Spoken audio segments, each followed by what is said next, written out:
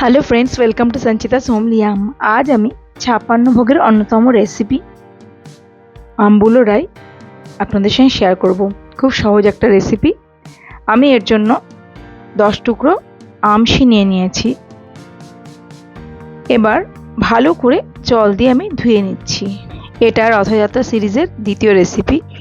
এভাবে রগড়ে রগড়ে আমি ধুয়ে নিলাম। তারপর আমি জলটা ফেলে দিচ্ছি। তারপর গরম জল দিয়ে ভিজিয়ে রেখে দিচ্ছি আমি 1 ঘন্টার জন্য। এক সাইডে রেখে দিলাম। এবার আমি একটা বাটিতে নিয়ে নিচ্ছি 2 চা চামচ কালো সর্ষে। গরম জল দিয়ে 15 মিনিটের জন্য ভিজিয়ে রেখে দিলাম। 1 ঘন্টা পর আমি আমশিগুলো জল থেকে ছেঁকে নিলাম। তারপর তাতে দিয়ে দিচ্ছি আমি 2 টেবিল চামচ নারকেল কোড়া, 2 টেবিল চামচ গুঁড়ো চিনি দিয়ে ভালোভাবে মেখে নিচ্ছি।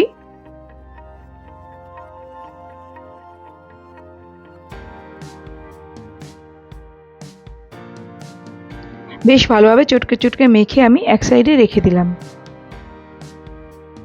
খুব ভালোভাবে মেখে নিতে হবে। এবার আমি মিক্সিং জারে ভিজিয়ে রাখা সর্ষেটা দিয়ে দিলাম। 2টো কাঁচা লঙ্কা, অল্প একটু আদা দিয়ে দিলাম। 1 মুঠো নারকেলের টুকরো দিয়ে দিলাম। নুন দিয়ে দিলাম। দিয়ে ভালোভাবে বেটে আমি 20 মিনিটের জন্য এক সাইডে রেখে দিলাম। প্রায় 1 কাপ দই নিয়ে নিয়েছি। টাটকা দই নেবেন। ভালোভাবে ফেটিয়ে নিচ্ছি।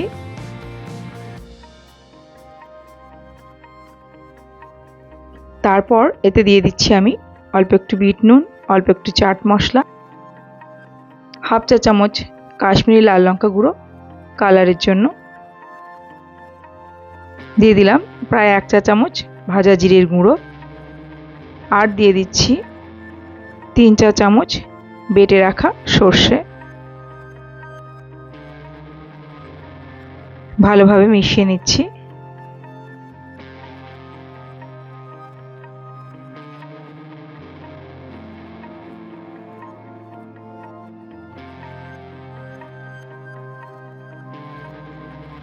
এবার আমি এই মিশ্রণটা দিয়ে দিচ্ছি আমশির উপর।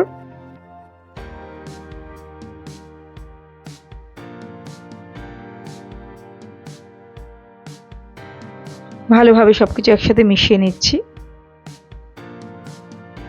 যদি খুব ঘন মনে হয় সামান্য একটু জলের ব্যবহার করতে পারেন। আমি ভালোভাবে হাত দিয়ে মেখে নিলাম। এই রেসিপিটা অনেকটা রায়তার মতো হয় আর খেতে কিন্তু দারুণ লাগে।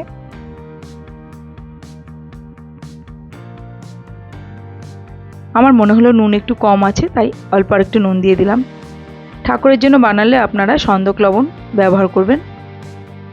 আমি এবার একটা প্যানের মধ্যে দিয়ে দিলাম 1.5 টেবিল চামচ সর্ষের তেল।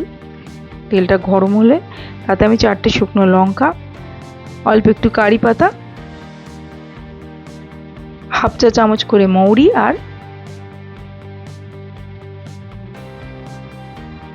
সর্ষে দিয়ে দিলাম। কয়েক সেকেন্ড পর আমি এই মিশ্রণটা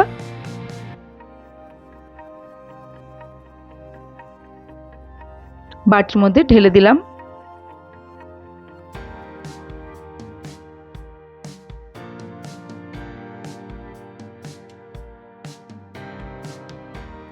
দিয়ে মিশিয়ে নিচ্ছি সবকিছু একসাথে।